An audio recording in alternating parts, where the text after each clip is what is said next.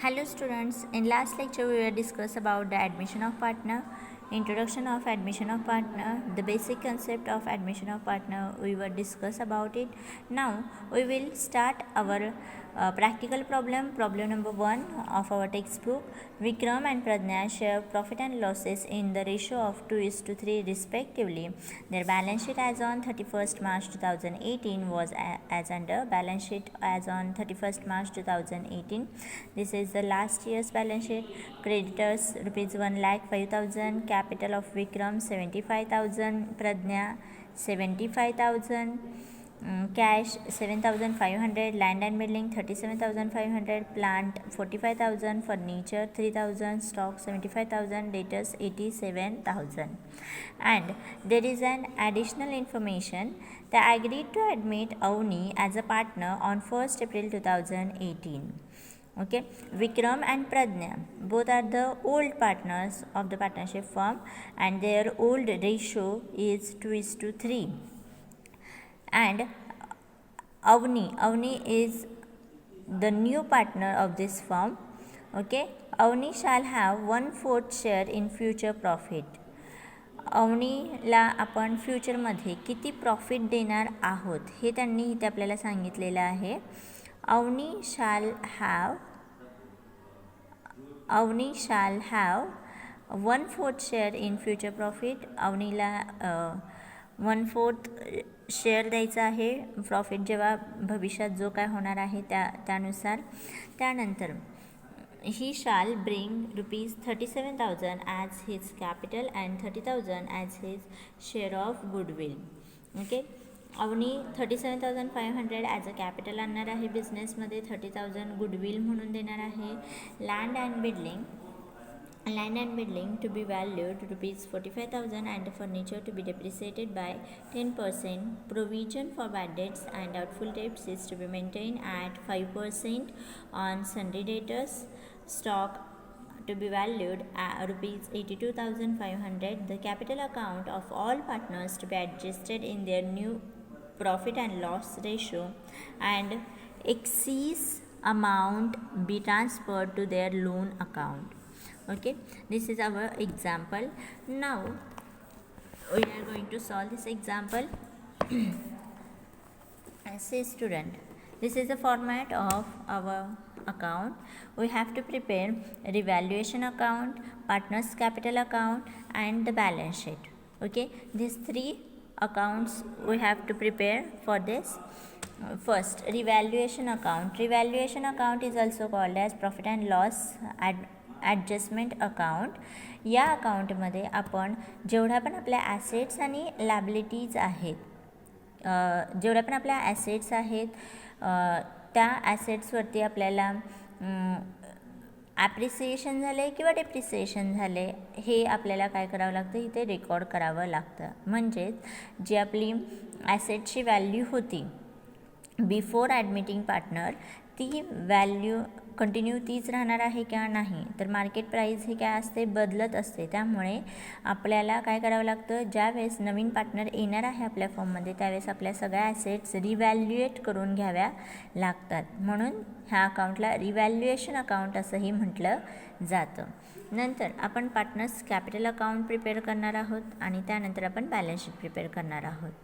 ठीक आहे, आता इथे आपण एक्झाम्पल पण समोर घेऊयात आणि एक्झाम्पलनुसार आपण पुढे कंटिन्यू करूयात. ठीक आहे, इथे आपल्याला एक्झाम्पलमध्ये काय सांगितलेलं आहे, the first adjustment is what, Avani shall have 1/4 share in future profit. अवनीचा शेअर किती आहे, 1/4 आहे फ्युचर प्रॉफिटसाठी. ठीक आहे, मग आता अवनीचा 1/4 आहे तर आपल्याला काय करावं लागेल, जो रेशो आहे ओल्ड पार्टनर्सचा तो आपल्याला काय करावं लागेल, चेंज होणार आहे. नवीन पार्टनर ॲडमिट झाल्यामुळे काय होणार आहे, हा रेशो बदलणार आहे. म्हणून आपण इथे वर्किंग नोटमध्ये न्यू रेशो आपण आधी काढणार आहोत. तिन्ही पार्टनर्सचा आपण रेशो आता काढणार आहोत. पहिले 2 पार्टनर होते, 2 पार्टनर्सचा रेशो होता 2:3. इथे आपल्याला दिलेला आहे 2:3. मग आता आपल्याला काय करावं लागणार आहे, न्यू रेशो कॅल्क्युलेट करावं लागणार आहे. For calculating new ratio we have a formula here. Formula is equal to, what is the formula? 1 minus share of new partner. Okay, आणि आपण न्यू पार्टनरला किती शेअर द्यायचं ठरवलेलं आहे, इथे आपण इथे 1/4 शेअर द्यायचं ठरवलेलं आहे. मग इथे 1 मायनस 1/4 इज इक्वल टू 3/4. म्हणजेच 4 भागांपैकी एक भाग आपण काय करणार आहोत, न्यू पार्टनरला देणार आहोत. म्हणजे उरलेले 3 भाग हे कोणाचे असणार आहेत, हे ओल्ड पार्टनरचे असणार आहेत. हे 4 भाग आहेत, 4 भागांमधला एक भाग अवनीला दिला आणि हे उरलेले 3 कोणाचे राहणार आहेत, प्रज्ञा आणि विक्रमचे. मग आपण ह्या प्रज्ञा आणि विक्रमला एक्झॅक्टली किती जाणार आहे, ह्या 3 भागांमधले किती कोणाला जाणार आहेत हे आपण कॅल्क्युलेट करणार. न्यू रेशोचा इथे फॉर्म्युला दिला आहे तुम्हाला. New ratio is equal to old ratio into balance of 1. Balance of 1 म्हणजे काय, तर 1 मायनस करून जे आन्सर आलेलं आहे तुमचं, नवीन पार्टनरचा आपण शेअर मायनस करून जे आन्सर आलेलं आहे त्याला आपण बॅलन्स ऑफ 1 असं म्हणतो. ह्याला आपण काय बोलणार, बॅलन्स ऑफ 1. ठीक आहे, म्हणून विक्रमचा इथे आपण केलेला आहे, विक्रमचा आपण रेशो काढलेला आहे, इज इक्वल टू 2/5. आता 2/5 हा काय आहे, हा विक्रमचा ओल्ड रेशो आहे. विक्रमचा ओल्ड रेशो किती आहे, 2:3. हा ओल्ड रेशो होता विक्रम आणि प्रज्ञाचा. मग हा जो 2 आहे हा विक्रमचा आहे. मग हे 5, 3 अधिक 2 5. मग 5 भागांपैकी 2 भाग विक्रमचे आहेत आणि 3 भाग कोणाचे आहेत, प्रज्ञाचे. म्हणून ते 2/5 into 3/4 is equal to 6/20. Okay, 3 2 जा 6 and 5 4 जा 20. 3 into 3 9 and 5 into 4 20. हा हे झाला प्रज्ञा आणि विक्रमचा. आता आपल्याला अवनीचा सुद्धा इथे काढावा लागणार आहे. अवनीचा रेशो किती असणार आहे, मग आपण इथे अवनीचा रेशो कॅल्क्युलेट करूयात.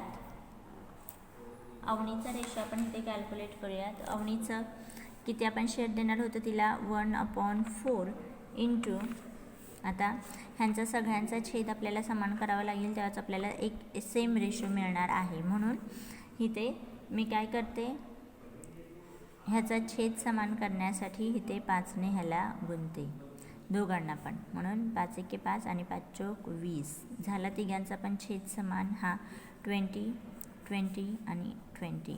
म्हणजेच ह्यांचा रेशो किती असणार आहे, new ratio of all partner is equal to 6:9 9:5.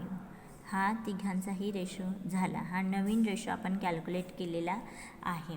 बघा, फर्स्ट ॲडिशनल इन्फॉर्मेशनवरून आपण हे एक आन्सर काढलेलं आहे. ठीक आहे, हे झाल्यानंतर सेकंड ॲडिशनल इन्फॉर्मेशन काय आहे, आपण सेकंड ॲडिशनल इन्फॉर्मेशन रीड करूयात. त्यांनी काय सांगितलेलं आहे सेकंड ॲडिशनल इन्फॉर्मेशनमध्ये. काय सांगितलं त्यांनी, ही शाल म्हणजे अवनी किती कॅपिटल आणणार आहे, shall bring 37,500 as a capital. अवनीने कॅपिटल आणलेलं आहे बिझनेसमध्ये. ज्यावेळेस बिझनेसमध्ये कॅपिटल येतं त्यावेळेस जर्नल एंट्री काय होते, काय होणार आहे बघा. सेकंड ॲडजस्टमेंटसाठी काय येणार आहे आपल्याकडे, कॅश येणार आहे, cash account debit to cash किंवा इथे आपलं असणार आहे बँक. ठीक आहे, cash account debit to capital account, आणि हे कोणाचं कॅपिटल आहे, न्यू पार्टनर्स कॅपिटल अकाउंट. म्हणून इथे आपण लिहिताना लिहिणार आहोत न्यू पार्टनर्स कॅपिटल अकाउंट. ही एंट्री होणार आहे. आणि किती आणले बिझनेसमध्ये, 37,500. ठीक आहे, आता इथे मी मुद्दाम तुम्हाला जर्नल एंट्री करून दाखवलेली आहे. तुम्हाला जर्नल एंट्रीज येतात पण तरीसुद्धा मी मुद्दाम दाखवली आहे. हे ज्यावेळेस आपण ट्रान्सफर करणार आहोत अकाउंटला त्यावेळेस तुमच्या लक्षात येईल की मी नक्की काय केलेलं आहे. ठीक आहे, आता त्यातच आपल्याला आणखीन सांगितलेलं आहे and 30,000 as a share of goodwill. 30,000 रुपये गुडविल म्हणून आणलेले आहेत. म्हणून इथे काय एंट्री येणार, cash account debit to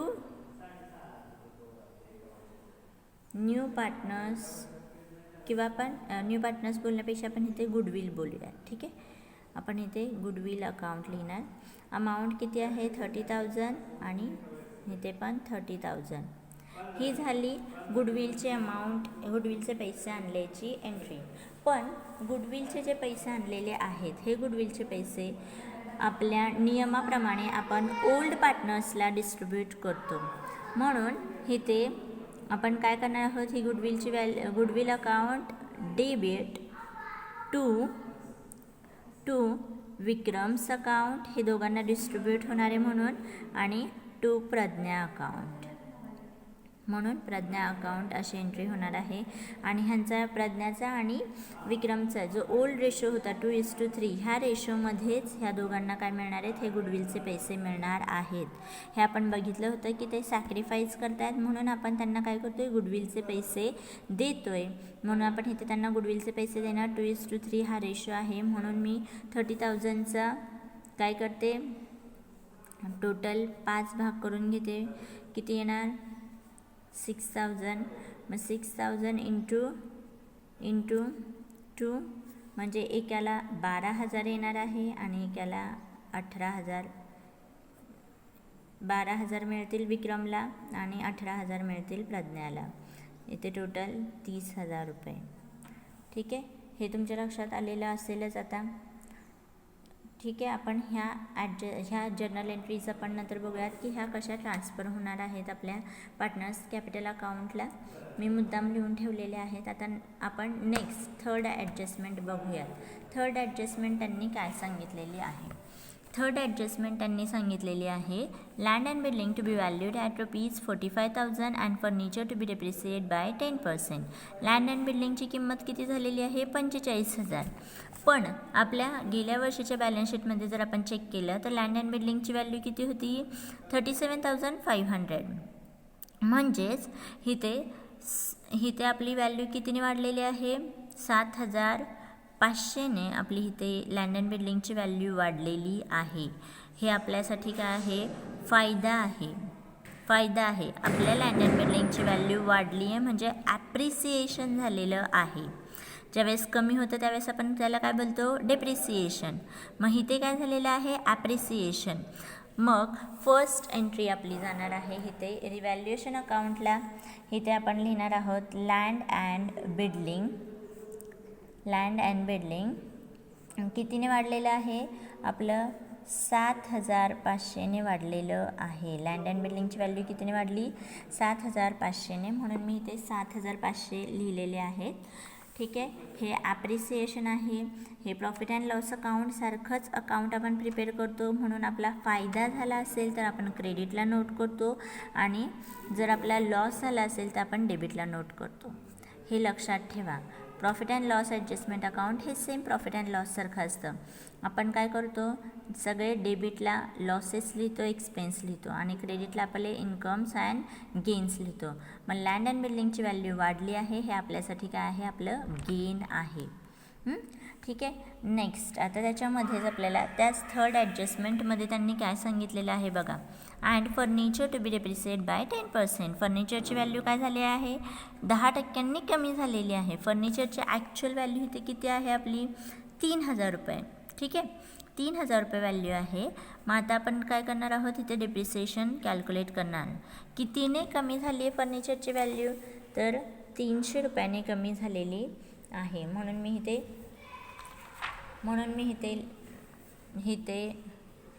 to furniture लिहिते. टू फर्निचर कितीने कमी झालेली आहे व्हॅल्यू आपली, 300ने, म्हणून इथे 300. ठीक आहे, त्यानंतर आपली फोर्थ ॲडजस्टमेंट त्यांनी काय सांगितलेली आहे. ठीक आहे, चला बघा काय सांगितलं त्यांनी आपल्याला, provision for bad and doubtful debts is to be maintain at 5% on sundry debtors. RDD maintain करायला सांगितलेली आहे. ॲक्च्युअल आपल्याला डेटर्सचे किती रुपये मिळणार आहेत, 87,000. पण 5% काय होणार आहेत, RDDमध्ये जाणार आहेत, म्हणजे आपल्याला कमी पैसे मिळणार आहेत. आपल्याला जास्त मिळणार होते, 87,000 मिळणार होते, पण आपण काय करणार आहोत, RDDचे 5% बाजूला काढणार आहोत. म्हणून RDDचे आपण इथे 5% बाजूला काढणार आहोत. म्हणून आपल्याला काय झालेलं आहे, इथे लॉस झालेला आहे. ठीक आहे, म्हणून आपण इथे 87,000वरती 5% काढूयात. वर्किंग नोटमध्ये मी इथे काढून दाखवते, तुम्हाला कॅल्क्युलेट करून दाखवते. 87,000 5%. ओके,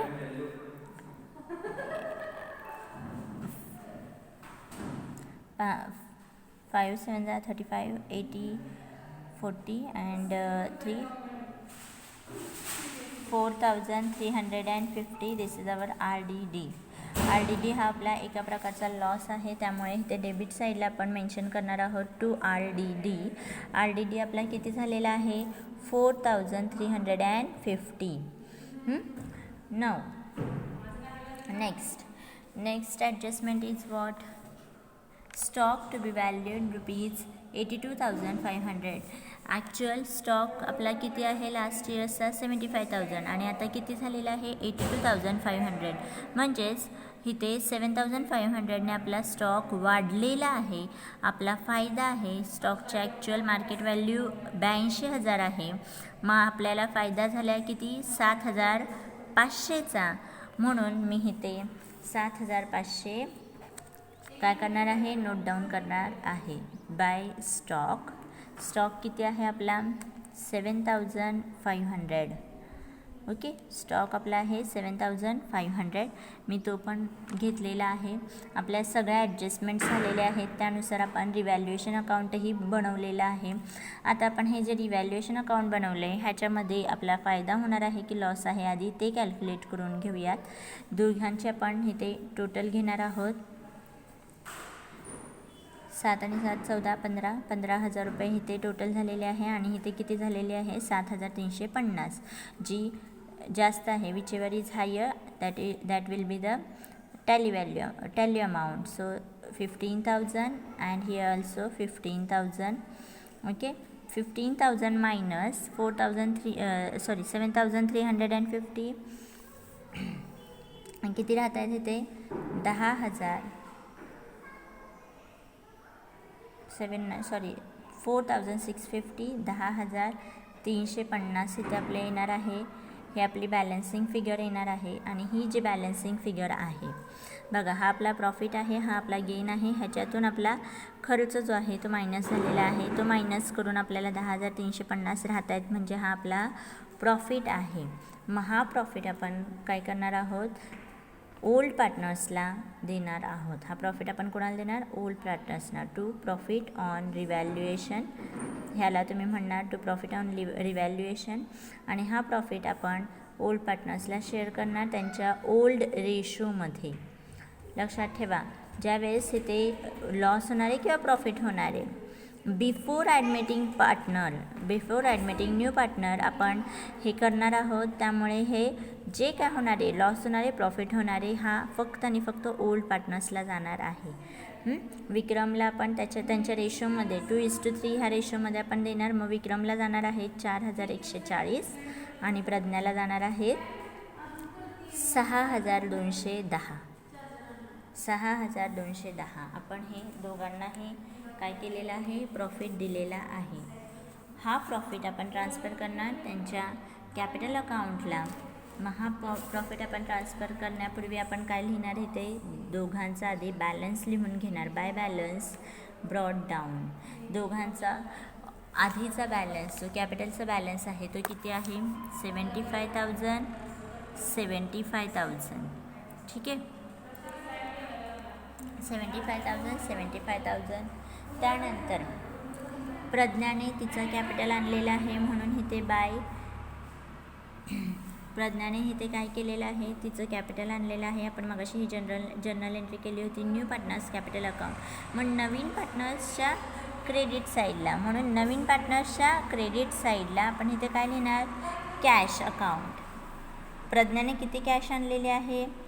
तर 37,500. हा झाला तिघांचं कॅपिटल. 37,500 हे तिघांचं कॅपिटल आलेलं आहे. 75, 37,500. त्यानंतर आपण काय करणार? रिव्हॅल्युएशनचा जो प्रॉफिट आहे तो आपण काय करणार? ह्यांना शेअर करणार आहोत, दोघांनाही देणार आहोत. म्हणून इथे रिव्हॅल्युएशन प्रॉफिट 4,140 and 6,210. ओके, ह्या सगळ्या आपल्या एंट्रीज झालेल्या आहेत. त्यानंतर आपण पाहिलं होतं इथे जर्नल एंट्रीजमध्ये गुडविलची व्हॅल्यू जी काय आणलेली आहे ती व्हॅल्यू आपण ट्रान्सफर करणार आहोत विक्रमला आणि प्रज्ञाला. मग ही जी व्हॅल्यू आपण काढलेली आहे 12,000 आणि 1800 ही 12,000 आणि 18,000 ही व्हॅल्यू आपण काय करणार, ह्या दोघांनाही देणार. म्हणून इथे बाय गुडविल अकाउंट किती देणार आपण इथे 12,000 आणि हे 18,000. आपण थोड्या वेळापूर्वी हे कॅल्क्युलेट केलेलं होतं. ठीक आहे. त्यांनी लास्ट सेंटेन्समध्ये आपल्याला सांगितलेलं आहे काहीतरी, आपण ते पुन्हा एकदा वाचणार आहोत. हे सगळं क्लोज करण्यापूर्वी, पार्टनर्स कॅपिटल अकाउंट क्लोज करण्यापूर्वी त्यांनी आपल्याला एक्झाम्पलमध्ये काय सांगितलेलं आहे, the capital account of all partners to be adjusted in their new profit. आपण कॅपिटल अकाउंट त्यांच्या नवीन प्रॉफिटच्या रेशोमध्ये काय करणार आहोत, ॲडजस्ट करणार आहोत. And excess amount to be transfer to their loan account. आणि एक्सीस अमाऊंट आपण काय करणार आहोत, त्यांच्या लोन अकाउंटला ट्रान्सफर करणार आहोत. ठीक आहे. मग आता हे आपल्याला कसं कॅल्क्युलेट करायचं आहे हे बघायचं आहे. नवीन कॅपिटल अकाउंट जे आहे ते क्लोज करताना आपण नवीन रेशोमध्ये क्लोज करायचं आहे असं त्यांचा सांगण्याचा अर्थ आहे. आणि नवीन रेशो कॅल्क्युलेट करून पण काही प्रॉफिट उरणार आहे किंवा काही उरणार आहे ते आपण काय करायचं आहे, ॲडजस्ट करायचं आहे. ठीक आहे. मग हे कॅल्क्युलेट करण्यासाठी त्यांनी आपल्याला एक फॉर्म्युला दिलेला आहे, एक फॉर्म्युला सांगितलेला आहे. तो फॉर्म्युला आहे बघा, capital amount adjusted in their new profit and loss ratio. Okay, new profit and loss ratio आपल्याला हे करायचं आहे आता कॅल्क्युलेट. आपण हे कॅल्क्युलेट करून घेऊयात. मग हे कॅल्क्युलेट करण्यासाठी त्यांनी आपल्याला फॉर्म्युला दिलेला आहे, total capital of the partnership firm. आपल्याला सगळं कॅपिटल बघायचं आहे फर्मचं. मग is equal to reciprocal of new partners share into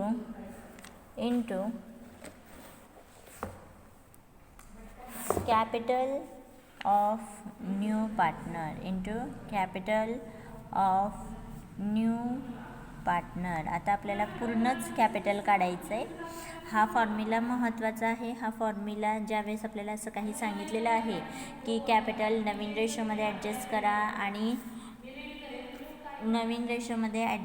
आणि तो ॲडजस्ट झालेला एक्सेस जो आहे तो काय करा, लोन म्हणून ट्रान्सफर करा. अशा ज्यावेळेस ॲडजस्टमेंट दिलेले असतात त्यावेळेस आपल्याला हा फॉर्म्युला यूज करायचा आहे. Reciprocal of new partner share into capital of new partner.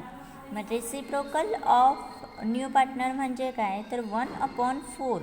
आपण त्यांना शेअर फ्युचर प्रॉफिटमध्ये किती दिलेलं आहे, 1/4 इंटू आणि न्यू पार्टनरचं म्हणजे अवनीचं कॅपिटल ॲक्च्युअल किती आलेलं आहे, 37,500 आलेलं आहे. मग हे into 37,500. So here 4 into 37,500. Answer is what, 1,50,000. Answer is what, 1,50,000. So this is the whole or total capital of partnership firm. हे टोटल कॅपिटल आहे, पूर्ण फर्मचं एवढं कॅपिटल जमा होणार आहे. मग हे कॅपिटल आपण काय करणार आहोत, हे कॅपिटल आपण न्यू रेशोमध्ये हे करणार आहोत, दाखवणार आहोत. मग विक्रमचं कॅपिटल किती येणार, प्रज्ञाचं कॅपिटल किती येणार आपण हे बघणार. आणि अवनीचं कॅपिटल अवनीचं कॅपिटल किती आहे तर 37,500 हे आपल्याला ऑलरेडी कॅल्क्युलेट करून दिलेलं आहे. हां, हे 37,500 आहे. आणि नवीन रेशो आपण जो बघितलेला आहे, त्यानुसार 6/20 इंटू 1,50,000 आणि इथे प्रज्ञाचं 9/20 हा आपला नवीन रेशो आहे. नवीन रेशोनुसार आपण ह्यांच्या दोघांचंही कॅपिटलची ॲक्च्युअल व्हॅल्यू काढणार आहोत. म्हणून इथे विक्रमचं कॅपिटल येणार 45,000 आणि प्रज्ञाचं कॅपिटल येणार 67,500. ठीक आहे. ओके, ठीक आहे. आपण इथे विक्रमचं कॅपिटल फाइंड आउट केलं, प्रज्ञाचं कॅपिटल फाइंड आउट केलं आणि अवनीचं कॅपिटल फाइंड आउट केलेलं आहे. ठीक आहे. किती तिघांचंही कॅपिटल 45,000, 67,500 आणि 37,500 हे तिघांचंही कॅपिटल आहे. आपल्याला तिघांचं कॅपिटल मिळालं, त्यांच्या रेशोनुसार आपण त्यांचं कॅपिटल ॲडजस्ट केलं. हे लक्षात घ्या, आपण कसं कॅपिटल ॲडजस्ट केलं. हे कॅपिटल ॲडजस्ट केलेलं आपल्याला काय करावं लागेल, इथे लिहावं लागेल आणि उरलेलं जे आहे एक्सिस आहे ते आपल्याला त्यांचं लोन म्हणून दाखवावं लागेल. म्हणून इथे टू बॅलन्स किती बॅलन्स आहे, विक्रमचं आपण किती काढलं 45,000 काढलेलं आहे, प्रज्ञाचं आपण 67,500 काढलेलं आहे आणि हिचं तर 37,500च असणार आहे अवनीचं. ठीक आहे. इथे अवनीचं जर आपण अकाउंट क्लोज केलं तर 37,500 इथे एक्सिस काहीच नाही आहे अवनीचं. त्यानंतर आता मी प्रज्ञाचं अकाउंट क्लोज करते. प्रज्ञाचं अकाउंट ज्यावेळेस मी क्लोज करते त्यावेळेस मला ह्याची टोटल मिळते आहे 99,210. ओके, मग 99,210 आपण जर त्याच्यामधून आपण 67,500 मायनस केलं तर उरतं आहे 31,710. ठीक आहे. आणि त्यानंतर इथे विक्रमचं पण अकाउंट मी क्लोज केलं तर इथे आन्सर आलेलं आहे 91,140. 91,140 मायनस 45,000 आन्सर इज 46,140. हे आपलं काय आहे, ह्या दोघांचं लोन म्हणून दाखवायला त्यांनी सांगितलेलं आहे. त्यामुळे आपण इथे टू पार्टनर्स लोन अकाउंट असं नाव देणार आहोत. ठीक आहे. ही बॅलन्सिंग फिगर आपण काढणार आहोत. इथे लक्षात घ्या, नॉर्मली ही बॅलन्सिंग फिगर निघते, पण इथे त्यांनी आपल्याला कॅपिटल ॲडजस्ट करायला सांगितलेलं आहे त्यांच्या नवीन रेशोनुसार. त्यामुळे आपण हे जे लोन आहे ही आपली बॅलन्सिंग फिगर आलेली आहे, हे आपण फाइंड आउट केलेलं आहे. ही प्रोसेस तुम्हाला आता समजली असेल. नेक्स्ट आता आपण बनवणार आहोत बॅलन्स शीट. बॅलन्स शीट आपण प्रिपेअर करताना सर्वात पहिले आपण काय करूयात, इथे कॅपिटल अकाउंट घेऊयात. Capital of Vikram, capital account Vikram. विक्रमचं कॅपिटल किती आलेलं आहे 45,000. ठीक आहे. त्यानंतर प्रज्ञाचं 67,500. नेक्स्ट अवनीचं कॅपिटल किती आलेलं आहे 37,500. म्हणून इथे 37,500. So here the total capital is 1,50,000. आपण हेही फाइंड आउट केले मगाशी वर्किंगमध्ये. त्यानंतर क्रेडिटर्स आपल्याला ऑलरेडी एक्झाम्पलमध्ये दिलेले आहेत, आपण बघितलेलं आहे. ओल्ड बॅलन्स शीटनुसार 1,05,000 आपले त्याचे क्रेडिटर्स आहेत 1,05,000चे. आणि आपण बॅलन्सिंग फिगर काढलेली आहे पार्टनर्स लोन अकाउंट. पार्टनर्सचं लोन आपण नेहमी कुठे दाखवतो लॅबिलिटीला, म्हणून इथे पार्टनर्स लोन आपण दाखवणार. पार्टनर्स लोन अकाउंट विक्रमचं लोन आहे 46,140 आणि प्रज्ञाचं लोन आहे 31,710. The total loan is 77,850. Okay. And asset साईडला आपण काय करणार आहोत, बघा, तुम्हाला ही ओल्ड बॅलन्स शीट दिलेली आहे. ह्याच्यानुसार आपण काय करतोय, इथे अमाऊंट सगळ्या घेणार आहोत. पण काही ॲसेटचं रिव्हॅल्युएशन झालेलं आहे, त्या ॲसेटची आपण रिव्हॅल्यूड केल्यानंतर जी व्हॅल्यू काढलेली आहे ती आपण घेणार आहोत. म्हणून इथे कॅश ॲज इट इज 75,000 आपण लिहिणार. त्यानंतर लँड अँड बिल्डिंगमध्ये इथे ॲप्रिसिएशन झालेलं आहे. लँड अँड बिल्डिंगची व्हॅल्यू कितीने वाढलेली आहे, 7,500ने वाढलेली आहे. म्हणून इथे लिहिताना मी 37,500 ही माझी ओल्ड बॅलन्स शीटची व्हॅल्यू होती. आता ह्याच्यामध्ये काय झालेलं आहे, ॲप्रिसिएशन झालेलं आहे. आपले ॲप्रिसिएशन झाले म्हणजे काय झाले, तर ह्याची व्हॅल्यू वाढलेली आहे. कितीने वाढली आहे, तर 7,500नेच वाढलेली आहे. म्हणजेच आपली टोटल लँड अँड बिल्डिंगची व्हॅल्यू आहे 45,000. ओके. नेक्स्ट इज फर्निचरची व्हॅल्यू आपली काय झालेली आहे, डेप्रिसिएशन झालेलं आहे फर्निचरचं. म्हणून इथे depreciation at the rate of 10%. फर्निचरची व्हॅल्यू किती होती आपली, 3,000. 3,000 वरती 10% डेप्रिसिएशन 300 मायनस 2,700 हे आपली ॲक्च्युअल फर्निचरची व्हॅल्यू मिळाली. त्यानंतर प्लांट आहे, तुम्हाला प्लांट दिलेलं आहे. प्लांटची व्हॅल्यू आहे 45,000 ॲज इट इज घेतलेली आहे मी. ह्याच्यामध्ये काही रिव्हॅल्युएशन झालेलं नाही आहे. त्यानंतर मी स्टॉक घेणार. स्टॉकमध्ये काय झालेलं आहे, ॲप्रिसिएशन झालेलं आहे. त्यामुळे इथे मी ॲड केलं ॲप्रिसिएशन. स्टॉकची ही व्हॅल्यू इथे आपण वर जर पाहिलं तर 7,500ने वाढलेली आहे. म्हणून इथे 7,500 आणि आधीची आपली स्टॉकची व्हॅल्यू होती 75,000 7,500 ॲप्रिसिएशन झालेलं आहे. Total value of stock is 82,500. Okay. And the last one is डेटर्सचं काय झालेलं आहे, आपण व्हॅल्यू RDDची मायनस करतो. त्यामुळे इथे मी लेस करणार आहे. 87,000 मायनस 4,350 आपण इथे कॅल्क्युलेट केलं आहे. कसं कॅल्क्युलेट केलं हे तुम्हाला मी दाखवले मगाशीच. ठीक आहे. मग हे मायनस करून